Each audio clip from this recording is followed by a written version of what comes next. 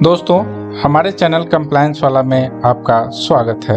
आज मैं आपको इनकम टैक्स की रिटर्न ITR 1 फाइल करना इस वीडियो में बताऊंगा। इनकम टैक्स की साइट पर लॉगिन करें। जैसा कि मैंने आपको अपने पिछले वीडियो में बताया था, यहाँ ई फाइल का ऑप्शन है, उस पर क्लिक करें। ITR रिटर्न को सेलेक्ट करें। कुछ इस टाइप का स्क्रीन आपको दिखता है। यहाँ पे पैन ऑटो फिल में आता है। असेसमेंट ईयर आपको सेलेक्ट करना है। ITR फॉर्म का नंबर आपको सेलेक्ट करना है, ITR 1। फाइलिंग टाइप में आपको ऑनलाइन प्रिपरेशन और ओरिजिनल और रिवाइज्ड रिटर्न का ऑप्शंस आता है। उसके बाद सबमिशंस मोड में prepare and submit online return और अपलोड XML। तो यहाँ अभी मैं ऑनलाइन सबमिशन आपको बताऊंगा। रिटर्न फाइलिंग की साइट पर आने से पहले हमें कुछ ज़रूरी तैयारियां करके रख लेनी चाहिए, जैसे income tax computation, bank details इत्यादि। ये रिटर्न फाइलिंग के दौरान हमारे लगने वाले समय को बचाता है। अब बैंक डिटेल्स को सेलेक्ट करके कंटिन्यू करते हैं। ये कुछ ज़रूरी इंस्ट्रक्शंस आते हैं जिसको हम पढ़ के और उसके टर्म एंड कंडीशन को एग्री होकर आगे बढ़ते हैं। यहाँ जनरल इंस्ट्रक्शंस है जो कि रिटर्न फाइलिंग में हमारी बहुत ही काम आने वाली चीज़ है। इसको बहुत ही सावधानी पूर्वक पढ़ना चाहिए। इसको पढ़ने के बाद ही हम अगले टैब पर जाते हैं। अगला टैब जनरल इन्फॉर्मेशन का है, हम उस पर क्लिक करते हैं।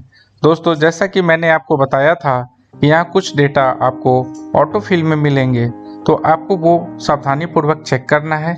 अगर उसको एज इट इज़ रहने देना है तो ठीक है, नहीं तो आप अपनी सुविधानुसार चेंज कर सकते हैं। दोस्तों, इस रिटर्न के दिए गए सारे ड्रॉप डाउन लिस्ट को बारीकी से चेक करें और जो आप पर एप्लीकेबल हो उसे सेलेक्ट करके सेव करके आगे बढ़ें। दोस्तों, अब हम कंप्यूटेशन ऑफ इनकम टैक्स में आ चुके हैं।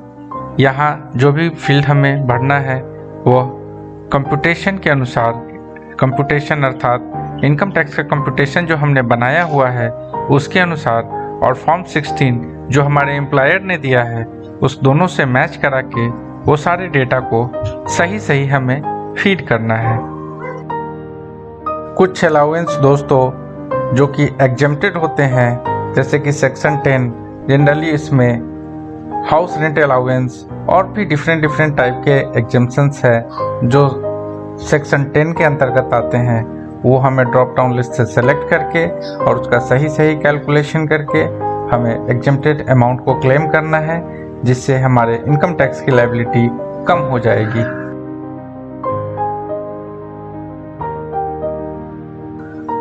दोस्तों, यदि टैक्स पेयर ने हाउसिंग लोन ले रखा है तो उसका इंटरेस्ट मैक्सिमम 2 लाख रुपया तक और प्रिंसिपल अमाउंट जो कि 80C के डिडक्शन के अंतर्गत है उसका क्लेम ले सकते हैं। प्रॉपर्टी अगर सेल्फ ऑक्यूपाइड है तो ठीक है, नहीं तो लेट आउट की स्थिति में उसका कैलकुलेशन कुछ दूसरे प्रकार से होगा, जो मैं आपको किसी अन्य वीडियो में बताऊंगा।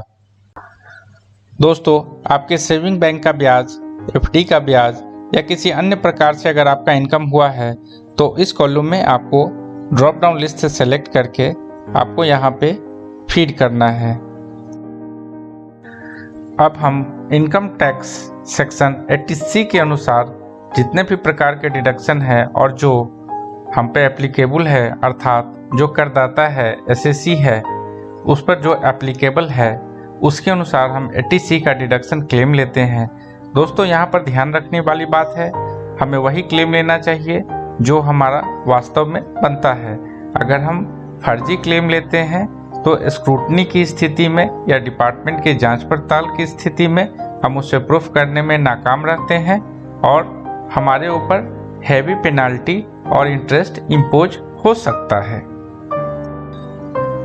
एक सैलरीड एम्प्लॉय जितने भी प्रकार के डिडक्शंस और अलाउंस में एग्जम्पशंस ले सकता है। दोस्तों, मैं इसके बारे में किसी और वीडियो में विस्तार से बताऊंगा। दोस्तों, अगला टैब टैक्स डिटेल का है। यहाँ जितने भी प्रकार से सरकार को टैक्स का पेमेंट हुआ है उसका डिटेल्स आता है, जैसे TDS, TCS, बैंक चालान इत्यादि। अगला टैब दोस्तों टैक्स पेड एंड वेरिफिकेशन का है। यहाँ पे हम देख सकते हैं कि हमारा नेट टैक्स लायबिलिटी क्या था और हमारा TDS या बैंक चालान के थ्रू कितना टैक्स पेमेंट किया और हमारा टैक्स नेट रिफंडेबल या टैक्स पेएबल क्या है। टैक्स पेएबल की स्थिति में टैक्स का पेमेंट करके ही आगे बढ़ना है, अन्यथा हम रिटर्न फाइल नहीं कर सकते हैं। दोस्तों उसके बाद हमें वेरिफिकेशन ऑप्शंस जो दिए हुए हैं, अर्थात रिटर्न को हमें कैसे वेरीफाई करना है उसे सेलेक्ट करना है।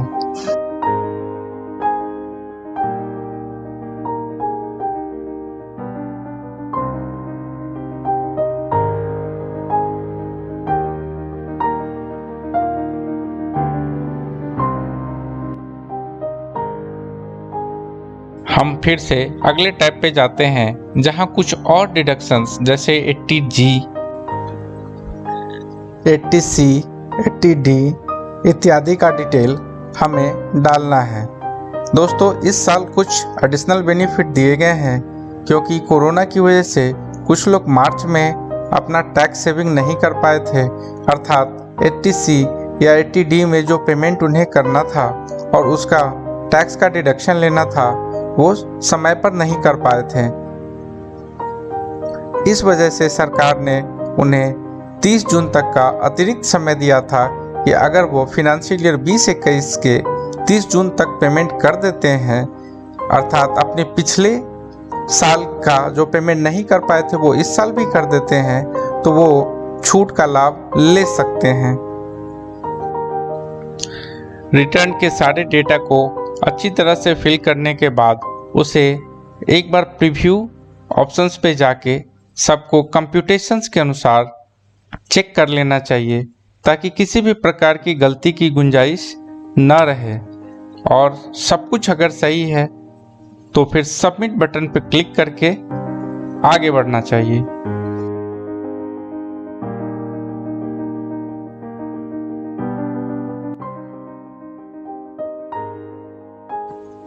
अच्छी तरह से चेक करने के बाद अब हम सबमिट बटन पे क्लिक करते हैं और ये देखिए हमारा ITR फाइल हो चुका है। और इसके वेरिफिकेशन का प्रोसेस दोस्तों मैंने पहले ही बना के अपलोड कर चुका हूँ, आप उसको देखिए। रिटर्न वेरीफाई होने के बाद आपको इसे साइन करके बेंगलोर भेजने की ज़रूरत नहीं पड़ेगी। इस तरह की इन्फॉर्मेटिव वीडियो देखने के लिए आप हमारे चैनल पे बने रहिए। हमारे चैनल को लाइक कीजिए, सब्सक्राइब कीजिए और शेयर कीजिए। धन्यवाद।